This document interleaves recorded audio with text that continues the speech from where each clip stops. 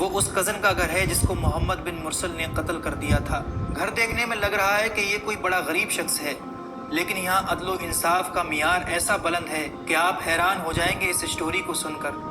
कुछ साल पहले सऊदी अरब के शहर नजरान में आल रिस्क कबीले के एक नौजवान मोहम्मद बिन मुरसल के हाथों अपने ही कबीले के दूसरे बंदे को, जो कि रिश्ते में उसका कज़न था, तकरीबन 1 साल पहले उसका कत्ल कर दिया था। इसको जेल हो गई, पुलिस ने इसको पकड़ लिया।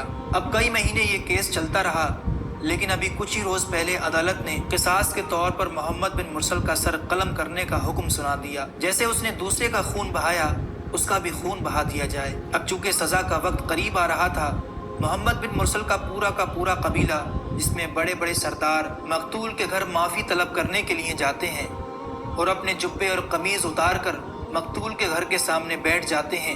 जब इससे भी बात नहीं बनती तो माफ़ी के लिए कसीदे पढ़े जाते हैं। जब ये बात भी नहीं बनती तो अपने सरों से शिमार को उतार कर नीचे फेंक देते हैं और अपनी कमीज़ें फाड़ कर रुमाल से अपने घुटनों को बांध कर ज़मीन पर लेट जाते हैं कि हम तुम्हारे सामने इस तरह आजिज़ और कमज़ोर हैं। और ये चीख चीख कर कह रहे हैं कि तुम हमारे घर, हमारी दुकानें, हमारी जायदाद, पैसा जो चाहे ले लो, लेकिन मोहम्मद बिन मुरसल को माफ़ कर दो।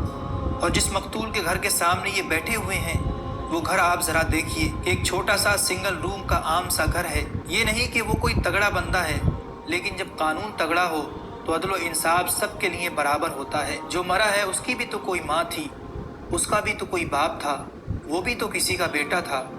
उसका दुख उसके परिवार को भी तो होगा। जब सज़ा में 1 दिन रह गया तो सैकड़ों लोग मकतूल के घर के सामने आकर खड़े हो गए।